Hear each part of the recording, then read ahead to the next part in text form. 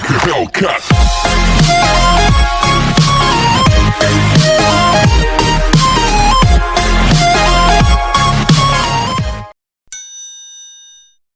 Latar belakang.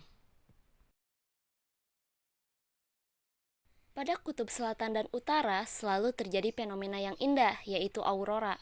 Mungkin lebih tepatnya, aurora terdapat pada daerah yang jauh dari garis khatulistiwa. Aurora ada karena terdapat suatu ledakan pada permukaan matahari yang menyebabkan partikel ledakan tersebut bergerak menuju atmosfer bumi yang mengandung ion, yaitu ionosfer. Aurora sangat berhubungan dengan medan magnet sehingga berpengaruh terhadap pembentukan aurora. Aurora yaitu ketidakstabilan medan magnet yang menyebabkan adanya pantulan cahaya di langit. Jadi medan magnet merupakan pembentuk suatu aurora. Pada abad keempat, Aristoteles menyebut aurora sebagai cas mata atau letusan yang terjadi di langit.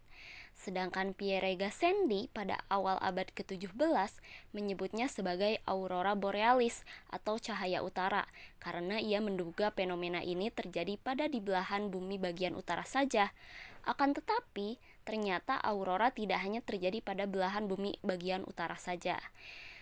James Cook, seorang penjelajah berkebangsaan Inggris, juga mengamati peristiwa serupa yang terjadi di belahan bumi selatan. Ia menyebutnya sebagai aurora australis atau cahaya selatan. Dasar teori. Medan magnet adalah daerah di sekitar magnet yang masih dipengaruhi oleh magnet.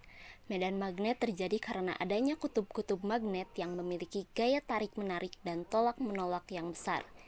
Medan magnet merupakan besaran vektor, maka terdapat dua aspek untuk mengukur medan magnet, yaitu besarnya dan arahnya. Cara untuk membuat medan magnet tanpa menggunakan magnet, yakni dengan mengalirkan arus listrik sesuai dengan hukum Ampere. Besar medan magnet yang dihasilkan dapat dihitung dengan rumus berikut, di mana medan magnet sama dengan μ0 I per 2 VR, di mana I adalah besar arus listrik, R jarak dari kabel, dan μ0 merupakan konstanta permeabilitas. Angin panas matahari mendistorsi medan magnet bumi menjadi kreasi perisai magnetik terestrial yang bertindak sebagai penghalang, melindungi bumi dari partikel energik dan radiasi dalam angin matahari yang panas.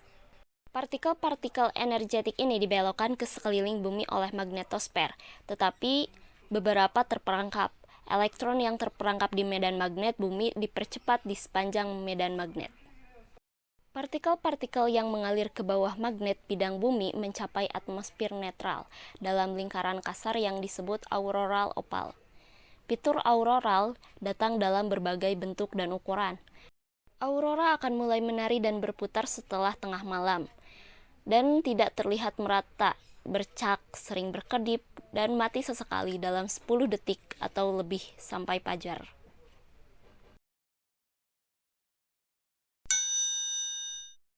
Fenomena aurora terjadi akibat angin matahari di daerah dekat khatulistiwa bumi. Angin matahari terperangkap kuat oleh medan magnet bumi. Di kutub utara dan selatan, ada partikel-partikel angin matahari yang lolos masuk atmosfer. Partikel-partikel ini akan membuka gas-gas pada atmosfer. Akibat tumbukan ini, gas akan memancar cahaya yang berwarna-warni.